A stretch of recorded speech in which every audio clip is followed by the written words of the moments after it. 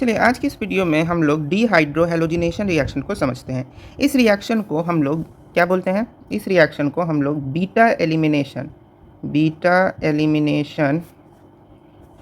Reaction के नाम से भी जानते हैं। बीटा एलिमिनेशन रिएक्शन, इस रिएक्शन में होता क्या है?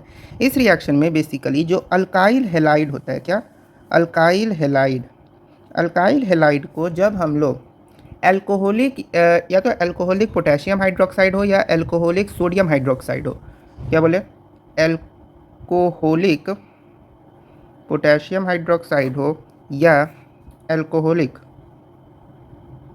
सोडियम हाइड्रोक्साइड हो, जब इसके साथ इसको रिएक्ट कराते हैं तो हम लोग को क्या मिलना चाहिए? मिलना चाहिए alkyne.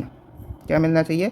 Alkyne group compound. When alkyl halide is react with alcoholic potassium hydroxide और alcoholic sodium hydroxide to provide alkene, this process is known as dehydrohalogenation reaction या बीटा एलिमिनेशन रिएक्शन के नाम से भी इसको हम लोग जानते हैं। चलिए इसका एग्जाम्पल देखते हैं। एग्जाम्पल में जैसे लेते हैं C2H5, अल्काइल हैलाइड लेना है तो C2H5Cl लेते हैं। C2H5Cl को जब एल्कोहलिक पोटेशियम हाइड्रोक्साइड के साथ रिएक्ट किए, C2H5 का स्ट्रक्चर कैसा होगा? C डबल बॉन्ड 1 2 3 4 5 हाइड्रोजन हो गया और ये मेरा क्या हो गया? क्लोरीन हो गया। अब यहाँ पे ध्यान से समझो, इसका नाम क्या है रिएक्शन का? Beta elimination. इस कंपाउंड में जो हैलाइड वाला ग्रुप होगा, यानी जिस कार्बन के साथ हैलाइड ग्रुप अटैच्ड होगा उसको हम लोग बोलते हैं बीटा, और इसके अलावा जो बच गया इसको हम लोग बोलते हैं अल्फ़ा। समझ में बात आई? यानी जिस कंपाउंड के साथ हैलाइड ग्रुप अटैच्ड होगा उसको क्या बोलेंगे? बीटा, और जिसके साथ अटैच नहीं होगा उसको क्या बोलेंगे? अल्फ़ा। तो इसी क्लोरीन को अब जब पोटेशियम हाइड्रोक्साइड, क्या है, पोटेशियम हाइड्रोक्साइड के साथ रिएक्ट किए तो इसमें होगा क्या कि ये जो क्लोरीन है और ये जो पोटेशियम है ये एक साथ रिएक्ट करेगा। ये एक साथ जब रिएक्ट करेगा तो मेरा क्या बना देगा? पोटेशियम क्लोराइड बनाएगा। और यहाँ पे ये जो OH है और ये जो हाइड्रोजन है ये एक साथ रिएक्ट करेगा। ये हाइड्रोजन और ये OH क्या करेगा? एक साथ रिएक्ट कराएगा तो क्या बना देगा? H2O बना देगा। और बाकी बच क्या गया? देखो, ये हाइड्रोजन किसके साथ रिएक्ट किया? इसके साथ।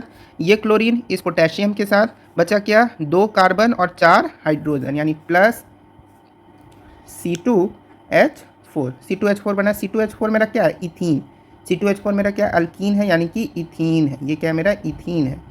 तो ऐसा रिएक्शन जिसमें क्या फॉर्म हो? अल्कीन, उसको हम लोग क्या बोलेंगे? डी कार्बोक्सिलाइजेशन। अब इसमें एक चीज़ और देखो, यहाँ पे बीटा एलिमिनेशन जो वर्ड है वो भी हम फुलफिल कर रहे हैं, यानी जो बीटा वाला कार्बन है उसी से टर्म क्या हुआ है? एलिमिनेट हुआ है। यानी क्लोरीन भी किसके साथ जुड़ा हुआ था? बीटा वाले के साथ, तो उसी से एलिमिनेट हुआ। हाइड्रोजन भी किसके साथ जुड़ा था? बीटा वाले कार्बन के साथ, तो उसी के साथ एलिमिनेट हुआ। एक और एग्जाम्पल लेते हैं, अगर C3H7 को देखते हैं, C3H7। अब इसमें ले लेते हैं ब्रोमीन। इसको जब एल्कोहलिक पोटेशियम हाइड्रोक्साइड के साथ क्या किए? रिएक्ट किए, तो मेरा कंपाउंड क्या बनेगा?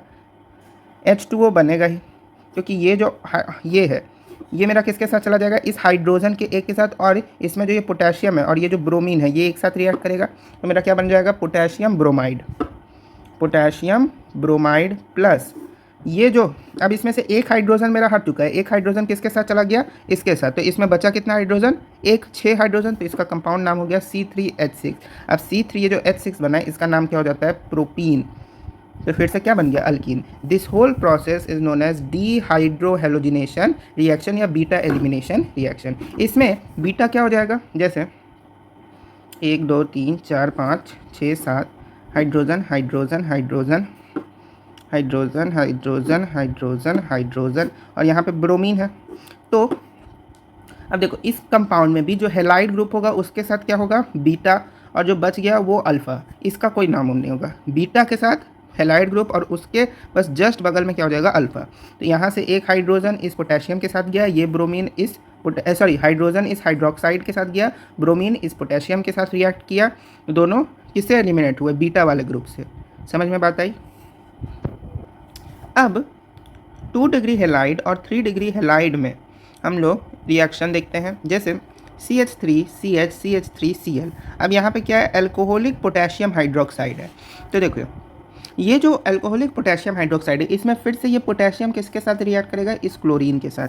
ये पोटेशियम किसके साथ रिएक्ट करेगा, इस क्लोरीन के साथ। यहाँ से एक हाइड्रोजन के साथ ये हाइड्रोक्साइड रिएक्ट करेगा, तो मेरा क्या बन जाएगा, potassium chloride plus water, potassium chloride plus water plus CH3 CH double bond CH2। अब यहाँ पे देखिए CH3 ये बॉन्ड एज इट इज़ रहा, CH एज इट इज़ रहा। यहाँ से ये जो क्लोरीन जब इस पोटेशियम के साथ रिएक्ट किया और इसमें से एक हाइड्रोजन उसके साथ हाइड्रोक्साइड के साथ मिलकर वाटर बनाया, तो इसका जो ये डबल बॉन्ड था ये क्या हुआ, यहाँ पे जो इसका ये सिंगल बॉन्ड था ये क्या हुआ, यहाँ पे डबल बॉन्ड में कन्वर्ट होकर C3 यानी कि प्रोपीन क्या बनाया, प्रोपीन। क्योंकि यहाँ पे डबल बॉन्ड है, किसका फॉर्मेशन हुआ, अल्कीन का फॉर्मेशन हुआ, किसका फॉर्मेशन हुआ, अल्कीन का। सिमिलरली अगर हम लोग 3 डिग्री हेलाइड में देखें, किसमें, 3 डिग्री हेलाइड में, तो यहाँ पे भी क्या होगा कि ये जो पोटेशियम है, क्या ये जो पोटेशियम है ये किसके साथ रिएक्ट करेगा, इस क्लोरीन के साथ। हेलाइड यही है क्लोरीन, इसके साथ रिएक्ट किया, और यहाँ पे ये जो हाइड्रोक्सी है इसमें से एक हाइड्रोजन क्या होगा, इसके साथ रिएक्ट करेगा, तो कंपाउंड का क्या बनेगा, KCl यानी पोटेशियम क्लोराइड, और वाटर बनेगा, साथ ही साथ और क्या बनेगा, CH3 C double bond CH2 CH3C double bond CH2 ये तो बनेगा, और साथ ही साथ इस कार्बन के साथ, यानी जिससे हाइड्रोजन गया है और जिस पे क्लोरीन है उन्हीं दोनों के बीच में डबल बॉन्ड का फॉर्मेशन होगा, उन्हीं दोनों के बीच क्या होगा, डबल बॉन्ड का फॉर्मेशन होगा। तो ये मेरा क्या बन गया, ये मेरा बन गया 1 2 3, तो ये कितना है, प्रोपीन है, और प्रोपीन पे मिथाइल है, यानी 2 मिथाइल प्रोपीन, क्या बन गया, 2 मिथाइल प्रोपीन। समझ में बात आई।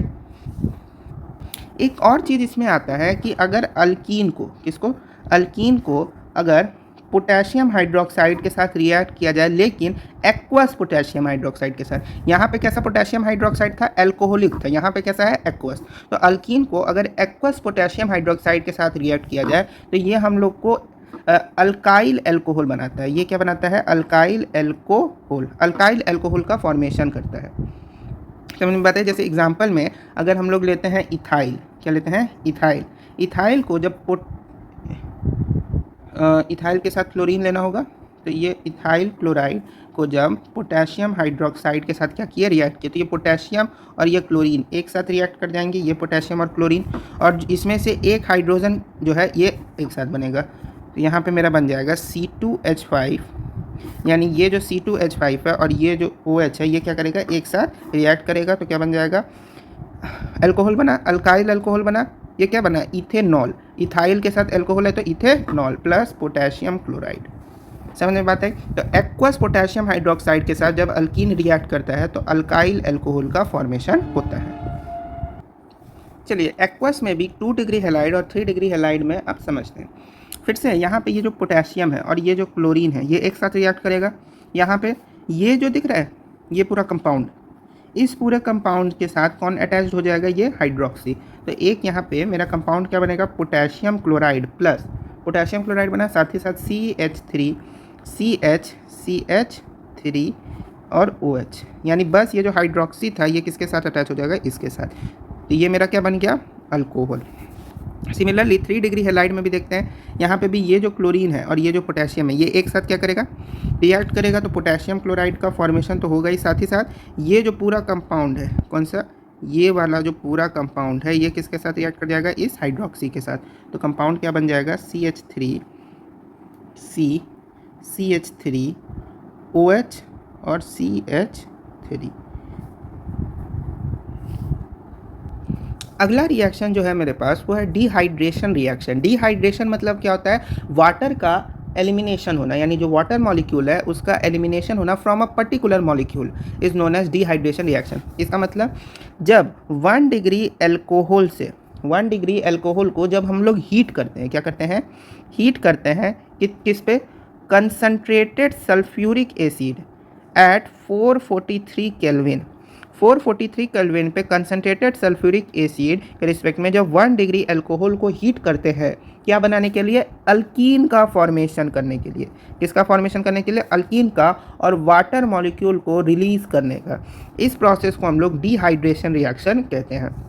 एग्जाम्पल में जैसे एल्को 1 डिग्री एल्कोहल लेते हैं C2H5OH, C2H5OH। अब इसको जब हम लोग हीट करेंगे किसके रिस्पेक्ट में, concentrated sulphuric acid at 443 kelvin, 443 kelvin पे एक सल्फ्यूरिक एसिड के साथ हीट करेंगे तो मेरा क्या बन जाएगा, अल्कीन बन जाएगा। यानी C double bond H H H H यानी C2H4 बना, अल्कीन बना। इसमें से एक हाइड्रोजन किसके साथ रिएक्ट कर जाएगा, यहाँ पे एक हाइड्रोजन जो इसमें था वो किसके साथ चला गया, इस अल्कोहल के साथ यानी हाइड्रोक्साइड के साथ, और वाटर मॉलिक्यूल को क्या किया, एलिमिनेट किया, यानी वाटर मॉलिक्यूल को क्या किया, हटा दिया। This process is known as dehydration reaction. समझ में बात आई। अब 2 डिग्री अल्कोहल के साथ समझते हैं। यहाँ पे मेरा ये क्या है, ये मेरा यहाँ पे OH है, CH3CCCH3H है, ये मेरा 2 डिग्री अल्कोहल है। 2 डिग्री अल्कोहल को, अब यहाँ पे 2 डिग्री अल्कोहल को समझते हैं।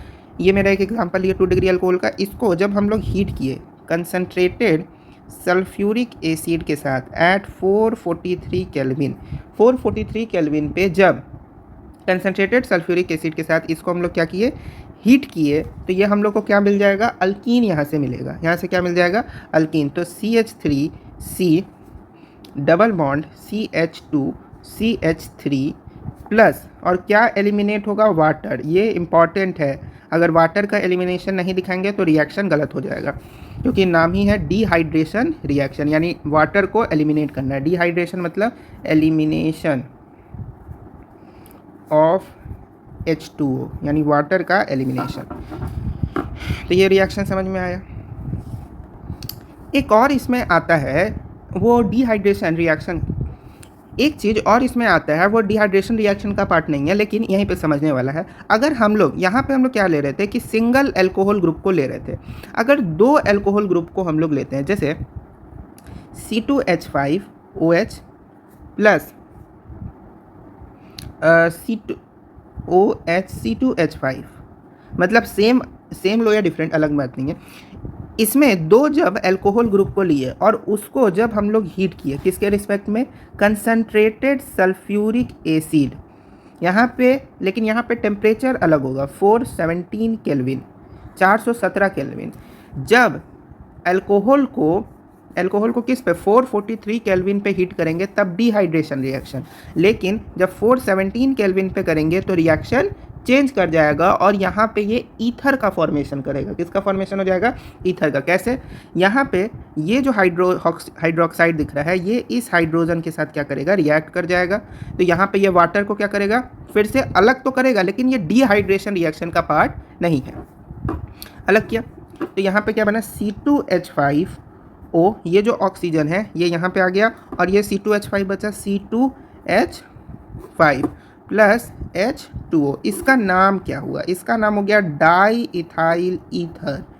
यहाँ पे O क्या आ रहा है, एज अ फंक्शनल ग्रुप आ रहा है, O मतलब ईथर, तो डाई इथाइल ईथर। समझ में बात आई। एक और एग्जांपल लेते हैं डिफरेंट अल्कोहल ग्रुप का, जैसे C2H5OH plus OHCH3, C2H5OH plus OHCH3 को जब हीट किए किसके रिस्पेक्ट में, कंसनट्रेटेड सल्फ्यूरिक एसिड के साथ एट 417 केल्विन टू फॉर्म, फिर से यही कंपाउंड, यानी यहाँ पे ये जो है एक साथ रिएक्ट करेगा, ये क्या करेगा, एक साथ रिएक्ट करेगा और यहाँ पे वाटर का फॉर्मेशन करेगा और ये दोनों मिलके ईथर बनाएगा। तो C2H5OCH3 प्लस H2O, तो इसका नाम क्या हो जाएगा, इथाइल मिथाइल ईथर। इसका नाम क्या हो जाएगा, इथाइल मिथाइल ईथर। समझ में बात आई। तो ये वाला जो मेरा रिएक्शन है ये इस डिहाइड्रेशन रिएक्शन का पार्ट नहीं है। क्यों, क्योंकि टेम्परेचर दोनों का क्या है, अलग है। इसका 417 केल्विन है, 417 केल्विन पे अलग रिएक्शन परफॉर्म हो रहा है, यहाँ दिख भी रहा है। 417 केल्विन पे जब रिएक्ट कर रहे हैं अल्कोहल ग्रुप को तो ईथर का फॉर्मेशन हो रहा है, जबकि 443 केल्विन पे कर रहे हैं तो अल्कीन का फॉर्मेशन हो रहा है और वाटर मॉलिक्यूल्स क्या हो रहे हैं, एलिमिनेट हो रहे हैं। अब अगला रिएक्शन जो मेरे पास है वो है रिएक्शन ऑफ विसिनल डाइहैलाइड या डीहैलोजिनेशन ऑफ विसिनल डिहाइड, एक ही बात है। अब यहाँ पे एक टर्म आता है विसिनल डाइहैलाइड, ये क्या होता है, विसिनल डाई हैलाइड का मतलब होता है कि हैलोजन जो होंगे, halogens present on adjacent carbon in alkane. क्या बोले? Halogens present on adjacent carbon in alkane, जैसे CH2 Cl। अब यहाँ पे देखो, यहाँ पे जो एडजेसेंट कार्बन है, एडजेसेंट मतलब क्या होता है? एक दूसरे के बगल में। तो एक दूसरे के बगल में जो एडजेसेंट कार्बन है उन्हीं पे मेरा क्या है? हैलोजन ग्रुप प्रेजेंट है। हैलोजन ग्रुप में क्या आते हैं? Fluorine, chlorine, bromine, iodine. तो एडजेसेंट कार्बन पे ही मेरा हैलोजन ग्रुप क्या है? प्रेजेंट है। तो इसी को हम लोग बोलते हैं विसिनल डाई हैलाइड। इस कंपाउंड को क्या नाम देंगे? Vicinal die halide. समझ में बात आई? जैसे एक और एग्जांपल देखते हैं, CH3 CH और Br। अब यहाँ पे भी देखेंगे तो एडजेसेंट कार्बन पे मेरा क्या है? एडजेसेंट कार्बन पे हैलोजन ग्रुप प्रेजेंट है, तो ये भी मेरा क्या हो जाएगा? एक विसिनल डाई हैलाइड हो जाएगा। तो यहाँ पे तो समझिए ये विसिनल डाई हैलाइड क्या होता है। दूसरा चीज़ यहाँ पे समझने वाली है कि ये रिएक्शन क्या है। जब इस विसिनल डाई हैलाइड को, इस विसिनल डाई हैलाइड को जिंक के साथ रिएक्ट कराते हैं। किसके साथ रिएक्ट कराते हैं? जिंक के साथ। क्या फॉर्म करने को? अल्कीन। विसिनल डाई हैलाइड को जिंक के साथ रिएक्ट कराते हैं अल्कीन का फॉर्मेशन करने के लिए, अल्कीन ग्रुप के कंपाउंड का फॉर्मेशन करने के लिए। तो उस प्रोसेस को हम लोग क्या बोलते हैं? विसिनल डाई हैलाइड रिएक्शन या रिएक्शन डीहैलोजिनेशन ऑफ विसिनल डिहाइड। यहाँ पे दो टर्म और आता है। एक टर्म आता है मेरा हैलोजिनेशन। ये दो टर्म समझ लेते हैं। हैलोजिनेशन मतलब होता है एडिशन ऑफ हैलोजन, यानी हैलोजन के एडिशन को क्या बोलते हैं? Halogenation reaction. और डीहैलोजिनेशन मतलब समझ में आ रहा होगा? डीहैलोजिनेशन मतलब होता है रिमूवल ऑफ हैलोजन। हैलोजन के रिमूवल को हम लोग क्या बोलते हैं? डीहैलोजिनेशन रिएक्शन। तो इस विसिनल डाई हैलाइड रिएक्शन में हम लोग हैलोजन का रिमूव ही करेंगे, यानी जो हैलोजन, ये जो हैलोजन दिख रहा है, इस हैलोजन को हम लोग रिमूव करेंगे। ये जो हैलोजन है ये किसके साथ रिएक्ट कर जाएगा? इस जिंक के साथ। इसीलिए इसका नाम है डीहैलोजिनेशन ऑफ विसिनल डिहाइड। जैसे एग्जाम्पल देखते हैं। अब जैसे एग्जाम्पल में CH2, इसी को लेते हैं, CH2 Cl। अब इसके साथ जब जिंक को क्या किए? रिएक्ट करा है। CH2 Cl के साथ जिंक को रिएक्ट करा है, तो हमको क्या मिला? ये जो जिंक है इस दोनों क्लोरीन के साथ रिएक्ट करके जिंक क्लोराइड बनाएगा ZnCl2, और प्लस हमको क्या चाहिए? अल्कीन, यानी CH2 डबल बॉन्ड CH2। यहाँ पे ये मेरा क्या बन गया? अल्कीन बन गया। कौन सा अल्कीन बन गया? इथीन बन गया, C2H4। एक और रिएक्शन देखते हैं, CH3 CH2, इसमें भी क्लोरीन। ठीक। अब इसको भी हम लोग क्या करते हैं? जिंक के साथ रिएक्ट कराएंगे। तो हमारा क्या कंपाउंड बनेगा? जिंक क्या करेगा? इन दोनों क्लोरीन के साथ रिएक्ट करेगा, तो जिंक क्लोराइड बना। साथ ही साथ CH3 CH2, यहाँ पे CH3 CH, जिसके साथ रिएक्शन हुआ वहाँ पे क्या हो जाएगा? डबल बॉन्ड हो जाएगा और CH2। समझ में बात आई?